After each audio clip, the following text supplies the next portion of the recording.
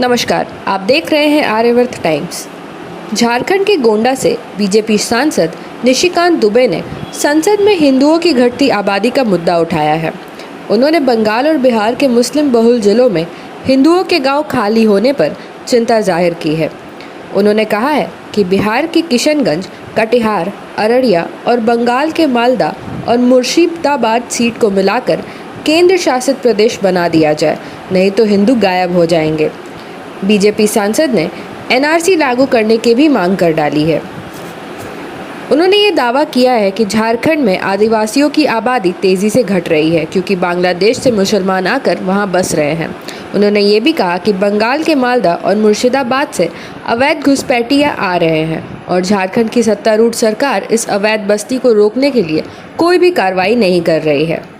उन्होंने आगे कहा कि वह झारखंड के जिस संथाल परगना क्षेत्र से आते हैं वो क्षेत्र पहले बिहार में था और संथाल परगना क्षेत्र जब झारखंड का हिस्सा बना तो उस समय साल 2000 में आदिवासियों की जनसंख्या 36% थी, लेकिन आज उनकी आबादी 26% है।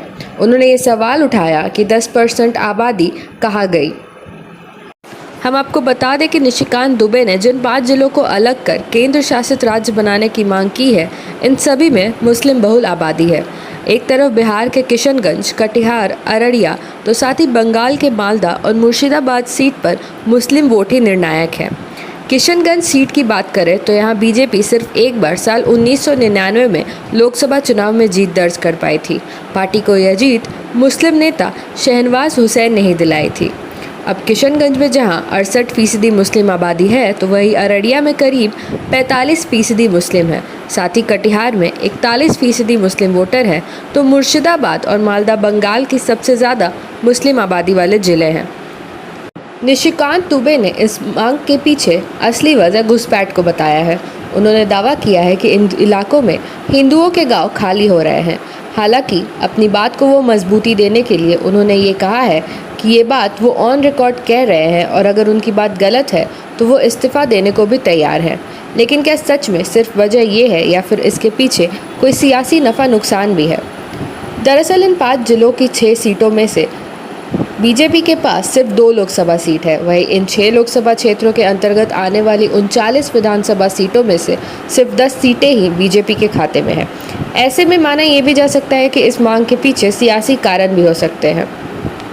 हम आपको बता दें कि केंद्रीय मंत्री सुकांता मजूमदार ने भी बुधवार को प्रधानमंत्री से मुलाकात करने के बाद नॉर्थ बंगाल को बंगाल राज्य से अलग कर नॉर्थ ईस्ट में शामिल करने की मांग की थी।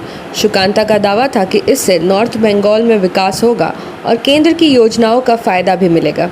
हालांकि नॉर्थ बंगाल के करसियागंज से बीजेपी के ही विधायक विष्णु शर्मा ने सुकांता के इस मांग का विरोध किया था। तो अब बंगाल को लेकर बीजेपी की ओर से उठ रही इन मांगों को लेकर कई सवाल खड़े हो रहे हैं कि क्या सच में बीजेपी नेता बंगाल के विकास और घुसपैठ के चलते इस तरह के दावे खेल रहे हैं या फिर इसके पीछे कोई सियासी पेच है।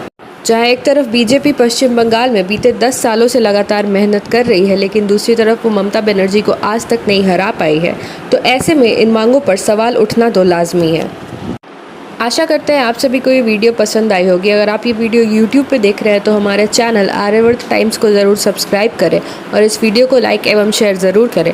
साथ ही कमेंट करके अपनी राय भी दें। और अगर आप हमारी ये वीडियो Facebook पे देख रहे हैं तो हमारे पेज आर्यवर्त टाइम्स को ज़रूर फॉलो करें और इस वीडियो को लाइक एवं शेयर ज़रूर करें, साथ ही कमेंट भी करें। धन्यवाद।